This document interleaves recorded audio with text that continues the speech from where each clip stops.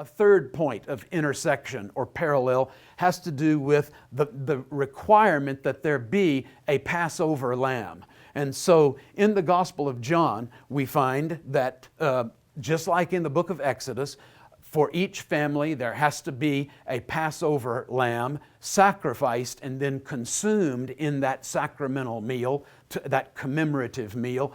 In the Gospel of John, we hear in chapter 19, 2 times, verse 14, there's another mention in verse 31 about the day of the preparation for the Passover. It's a technical term, and it's describing a reality that I think we probably, most Christians at least, look past, and that is that Jesus did not die on Passover. And that wasn't the requirement, the expectation. Anything that can be done before a holy day, a special Sabbath, has to be done before. So in the book of Exodus, you get the Passover lamb being slain one day. The next day, actually the end of that day at sundown, the next day in the reckoning of Jewish time, the next day begins, and that would be the day of the Passover. So the first day is the day of preparation, and the next day is the actual celebration of Passover and consuming of that sacrifice that was offered the day before. So this is exactly in accordance with what goes on at Passover. And this is what happens as according to the Gospel of John. By the way, this day of the preparation for Passover is mentioned in all of the Gospels, but in the other 3, it's mentioned in shorthand version. It says just the preparation. So John will help you to unpack the shorthand used in Matthew, Mark, and Luke in terms of the time, the day of Jesus' crucifixion or His sacrifice, and then also moving forward. Interestingly, in the Jewish tradition, the early rabbis will say, and the text is cited here, they crucified Him on the eve of Passover. That's the day of the preparation of Passover. So what we're getting is that the rabbinic reference or recollection of the time, the day of Jesus' sacrifice, it corresponds perfectly with what we get in the Gospels. It's the day of the preparation for Passover. Here it's on the eve of Passover. It means, in both traditions, the day before Passover is celebrated. Because he practiced magic and enticed Israel to go astray, meaning the same thing that the Gospels say. We know that you're doing miracles and that you're casting out devils, but it's by the power of the enemy, not by the power of God. And so that's the claim, but they have an accurate recollection of the exact day of Jesus' death, on the eve of Passover.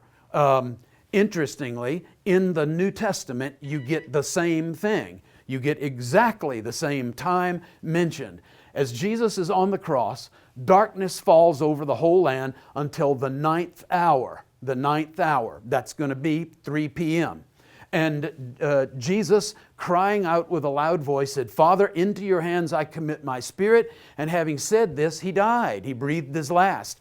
We get this 9th hour connection with the death of Jesus in the other 2 synoptic Gospels, Matthew and Mark, but maybe a little bit less tightly connected. Luke does the best job, so that's the reason I put this text on the screen. Luke and Matthew and Mark are all saying that Jesus died at the time of the 9th hour. Why is it that all 3 of the Gospels, the first 3 Gospels, specify the 9th hour or 3 p.m. What's the purpose behind that? We get this from our old friend Josephus, that first century Jewish historian who was born and raised in the land of Israel. Unbelievably useful source for New Testament study, background study.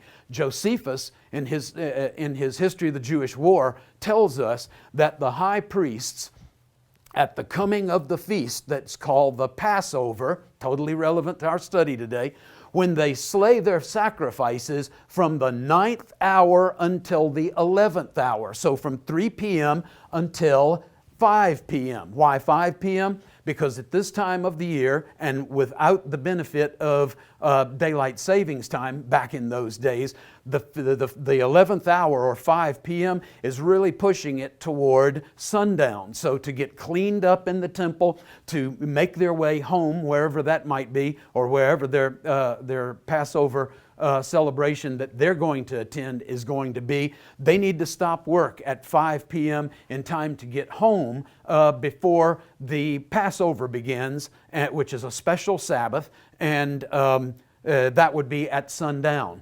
Sundown initiates the next day in Jewish time reckoning.